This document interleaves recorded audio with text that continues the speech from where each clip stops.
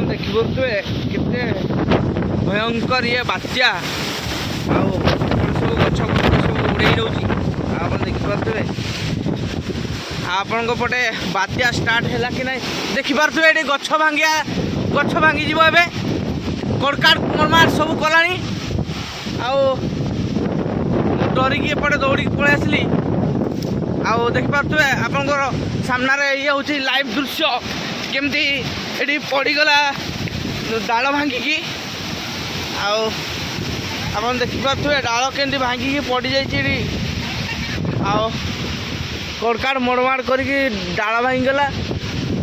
ଆଉ ଏପଟେ ଡାଳ ଭାଙ୍ଗି ଯିବ ଭଳିଆ ଲାଗୁଛି। ଆପଣ ଦେଖିପାରୁଥିବେ କେମିତି ସବୁ ଆଉଜି ଯାଇଛି। ଆପଣ ଦେଖିପାରୁଥିବେ କେମିତି କଡ଼କାଡ଼ ମଡ଼ମାଡ଼ ହେଉଛି। ଆଉ ଯଦି ଭାଙ୍ଗିଯିବ ଆଜ୍ଞା ମୁଁ ଆପଣଙ୍କୁ ଦେଖାଇବା ପାଇଁ ଚାହିଁବି। ଦେଖିପାରୁଥିବେ ଆଜି ହେଉଛି ମହାବାତ୍ୟା ଆସୁଛି। ଆଉ ଦେଖନ୍ତୁ ଲାଇଭ୍ ଆପଣ ଦେଖିପାରୁଥିବେ ପୁରା ଏବେ ଟିକେ ପବନ ଥମି ଆସିଲାଣି। ଆଉ ଦେଖନ୍ତୁ ଖାଲି ପବନ ହେଉଛି, ବର୍ଷା ହେଇନି ଏବେ ସୁଦ୍ଧା।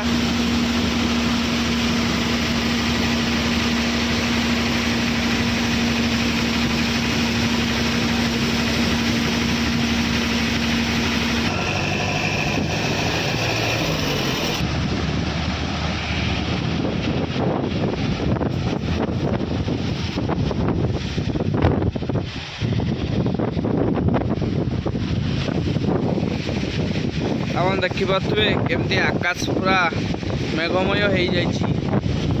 ଆଉ ଇଏ ହେଲା ଏବେର ଦୃଶ୍ୟ। ଆପଣମାନେ ଜାଣିପାରୁଥିବେ, ଯେଉଁମାନେ ଏଇ ଆଖପାଖର ସେମାନେ ଜାଣିପାରୁଥିବେ ଇଏ ହେଉଛି ଏବେର ଦୃଶ୍ୟ। ଆପଣ ଦେଖିପାରୁଥିବେ ଭାଇମାନେ, ମୁଁ ବହୁତ ଦୁଃଖ ଅନୁଭବ କରୁଛି। ଆଉ ମୁଁ ଏଠି ଗୋଟେ ରାସ୍ତାରେ ରହିଯାଇଛି, ଏକୁଟିଆ ଅଛି, ମୋତେ ଭାରି ଡର ଲାଗୁଛି। ଆଉ ଆପଣ ଦେଖିପାରୁଥିବେ କେମିତି ଝଡ଼ ତୋଫାନ ହେଉଛି। ଆଉ ଆପଣ ଦେଖିପାରୁଥିବେ ଚାରିଆଡ଼େ କେହି ନାହିଁ, ମୁଁ ଏକା ଅଛି। ଆଉ ଆଜି ଏଠି ହୁଳ ବର୍ଷା ହେଉଛି। ଆପଣ ଦେଖିପାରୁଥିବେ କେମିତି ଦୃଶ୍ୟ, ଗଛ ସବୁ ଭାଙ୍ଗିଯିବା ଉପରେ ହେଇଗଲାଣି। ଆପଣ ଦେଖିପାରୁଥିବେ ଗଛ ସବୁ ପୁରା ନଇଁଗଲାଣି, କେମିତି ବିଜୁଳି ମାରୁଛି। ଆଉ ମୋତେ ବହୁତ ଭୟ ଲାଗୁଛି। ଆପଣମାନେ ଟିକେ ମୋତେ ସାହାଯ୍ୟ କରନ୍ତୁ। ଆଉ ମୋତେ ଟିକେ ମୋର ହିମ୍ମତ ବଢ଼େଇ ଦିଅନ୍ତୁ। କମେଣ୍ଟ ମାଧ୍ୟମରେ ମୋତେ ଜଣାଇଦେବେ ଆପଣମାନଙ୍କୁ ଡର ଲାଗୁଛି କି ନାହିଁ ଦେଖିକି ଏ ଦୃଶ୍ୟ। ଆପଣ ଦେଖିପାରୁଥିବେ କେମିତି ଘଡ଼ଘଡ଼ି ସହିତ ବର୍ଷା ହେଉଛି।